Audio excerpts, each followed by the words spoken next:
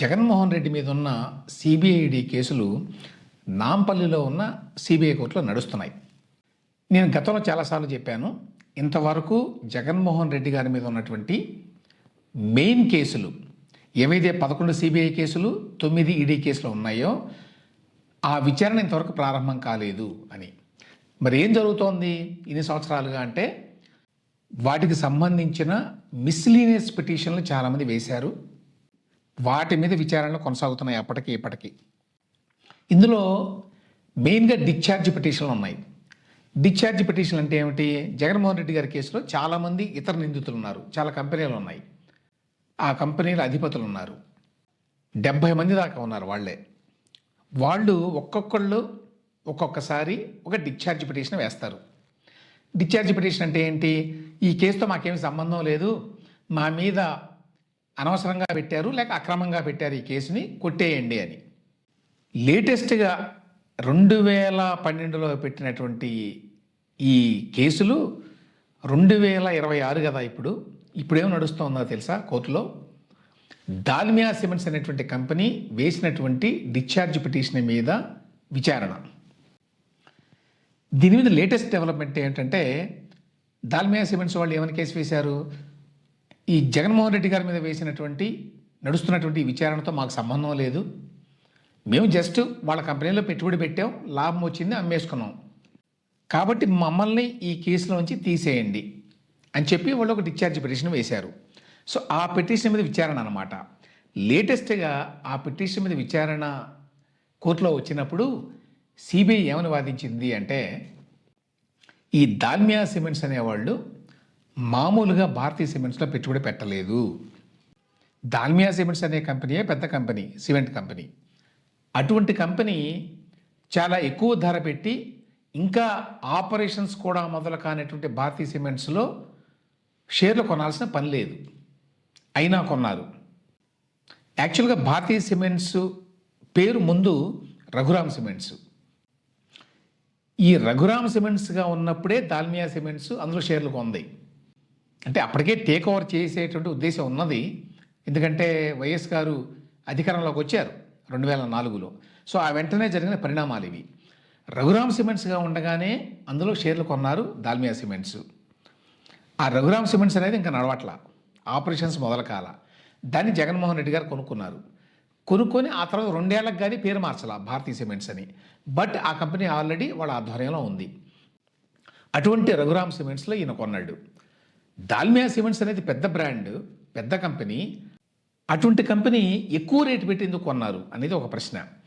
భారతీయ cements అప్పట్లో రఘురామ్ సిమెంట్స్ని కొన్నప్పుడు భారతీయ cements అనేది ఏమీ లేదు పేపర్ మీద తప్ప. రఘురామ్ సిమెంట్స్ అనే దానికి ఆల్రెడీ పర్మిషన్స్ ఉన్నాయి, అందువల్ల దాన్ని కొనుక్కున్నారు వీళ్ళు. కొనుక్కుని దాని పేరు మార్చారు. భారతీయ సిమెంట్స్ ఏమో 670 రూపాయలు పర్ షేర్ కొన్నది. అదే టైంలో ఈ దాల్మియా సిమెంట్స్ రఘురామ్ సిమెంట్స్లో షేర్ని 1440 రూపాయలు కొన్నది. ఫస్ట్ ఆఫ్ ఆల్ అక్కడే తెలుస్తోంది తేడా.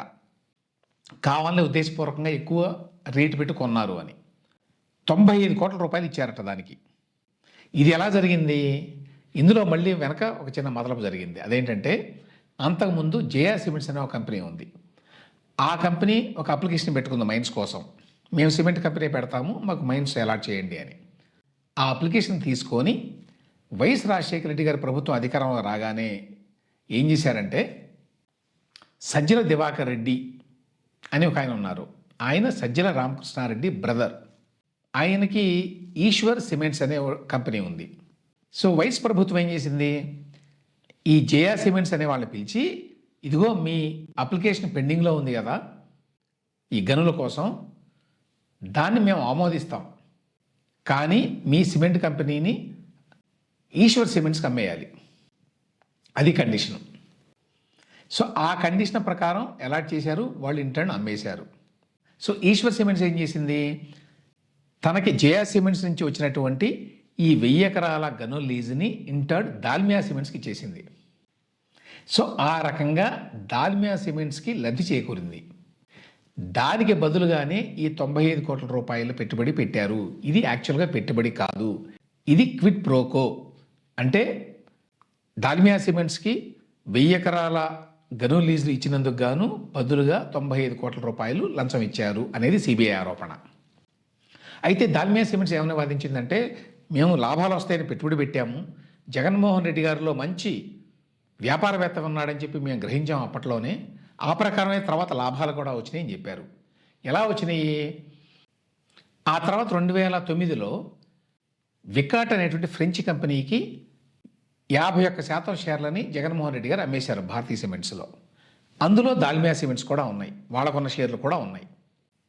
దాల్మియా వాళ్ళు 95 కోట్లు పెట్టుబడి పెడితే భారతీయ సిమెంట్స్లో వికాట్కి అమ్మినప్పుడు ఆ షేర్లని 140 కోట్ల రూపాయలకు పైగా వచ్చింది. కాబట్టి మాకు లాభమే వచ్చింది కదా, ఆ లాభం దృష్ట్యానే కదా మేము పెట్టుబడి పెట్టాం అనేది దాల్మియా సిమెంట్స్ వాదన. అయితే ఇక్కడ సిబిఐ చెప్పేది ఏమిటంటే, యాక్చువల్గా అమ్మిన తర్వాత వచ్చినటువంటి 140 కోట్లు కూడా దాల్మియాకి రాలేదు, అవి చుట్టూ తిరిగి మళ్ళీ జగన్మోహన్ రెడ్డి గారి కంపెనీలకే వెళ్ళినాయి.